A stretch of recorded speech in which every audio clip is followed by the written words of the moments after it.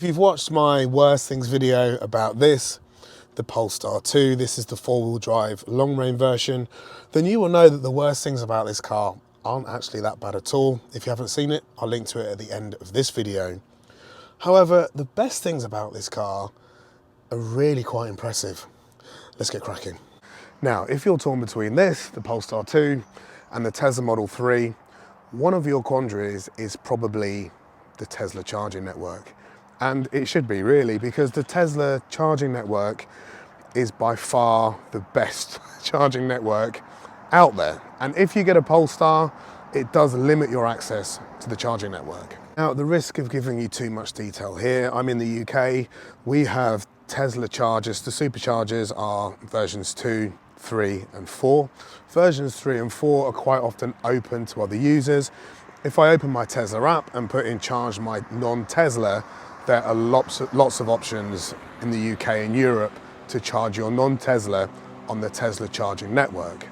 However, and this is where things get slightly complicated, the version 3 chargers that are open have short leads, the version 4 have longer leads. And if we were to try and ignore the old people around my way, just cutting their grass, I've got nothing better to do, then I'm going to show you this. Now imagine this is a Tesla supercharger. Now, I know it's a home charger, and imagine the lead is this long, so it starts here and it goes to there. The beauty of the Polestar 2 is the side that the charge port is on. So it's in exactly the same side, in exactly the same place as a Tesla. Now, when it comes to something like my wife's car, which is an Audi Q4 e-tron, the charge port is on this side. So in short, you're parking with a Polestar 2 in the space that's designed for this charger, and therefore someone can come along in a Tesla or another Polestar 2 and use this space here. However, if you were in a BMW or an Audi with a charge port on this side of the car, you would still need to park on this side. However, you would be using this charger, meaning that you're parked in one space but taking up 2 charging spots. I hope that makes sense. And having access to a lot of the supercharger network in a non-Tesla without kind of getting the wrath of Tesla drivers is something that's not to be sniffed at. Next is the massive bonnet. I mean, that is big, isn't it? Next is the frunk. And a lot of manufacturers don't really bother with these anymore, or at all, or ever have. But this one is a really good size. Great for your charging cables, plus other bits and pieces that you don't need access to all the time. That is huge. In addition to that, you've also got great boot space. Some models even have a divider here, so you can kind of split your boot in two. You've got your ski hatch there, and you've also got your sub trunk.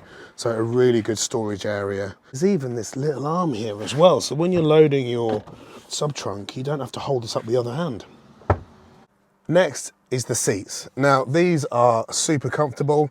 I spent 5 hours driving the other day in this car non-stop, and they were just excellent. Plenty of adjustability, plenty of support, and you can either have the seat higher if you want more of a high up feel, or you can bring it right down to have more of a sportier car feel. The next feature, which I really like, is the Google Assistant. I've had voice kind of like assistants in cars for 20 years, and they've always been like somewhere between bad and average, but this has Google Assistant.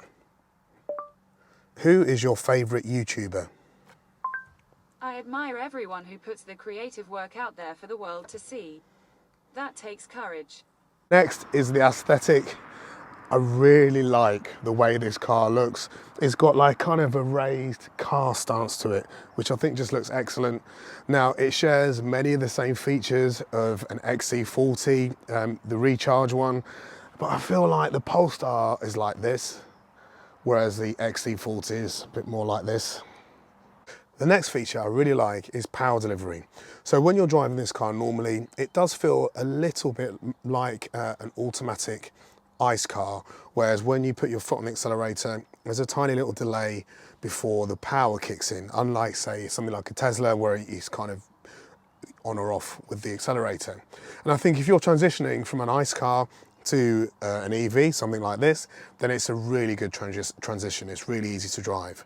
However, the thing that I really like is when you floor it, is how well it puts the power down. So this is the long range 4-wheel drive model. I live right by the A1 and we have some ridiculously short and narrow slip roads.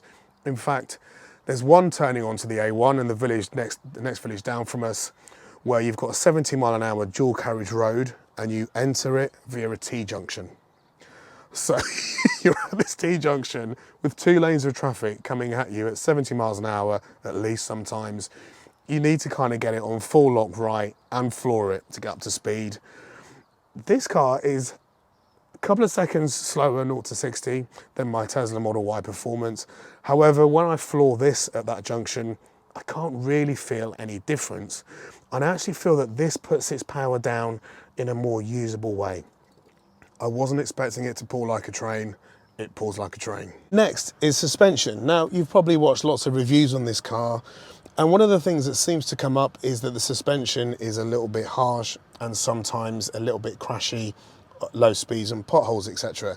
However, that hasn't been my experience with this car. I think the suspension set up on this car suits the car perfectly. Yes, it's a heavy EV and it has got kind of wider tyres, so at low speeds on potholes you can feel them to a degree, but overall I would say that the suspension in this car is somewhere between kind of good and very good. However, I must caveat by saying I do drive a Tesla. Next is the software. So I found this software really easy to use. I learned how to use it in about 5 minutes and it is very good. It gets updated regularly and the binnacle here seems to match the tablet, which you don't get in all EVs. I'm looking at you, Volkswagen. That ID3 software was truly awful.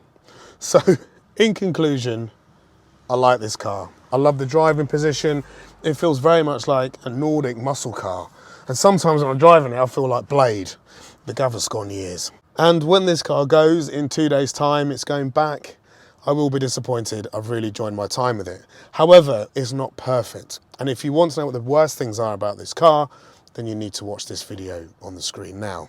Well, I hope you've enjoyed this video. Don't forget to give it a like and a subscribe if you have. And until next time, see you soon.